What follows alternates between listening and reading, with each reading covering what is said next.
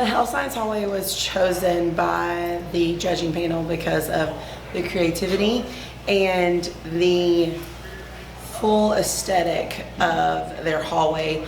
They really went above and beyond to not just decorate doors, but the walls and the ceiling, and other hallways did that as well. We just felt like they went above and beyond, and it was just the most creative and aesthetically pleasing.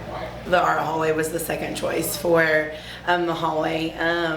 They're always at a little bit of an advantage because, you know, that's what those teachers do for a living, so their ideas are always really great. It was very, very hard to pick between the two, but the panel, you know, ultimately went with health sciences for this year.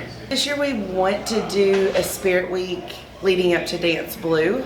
And so that's something that we're hoping to incorporate this year, but that would be next semester, it wouldn't be this semester.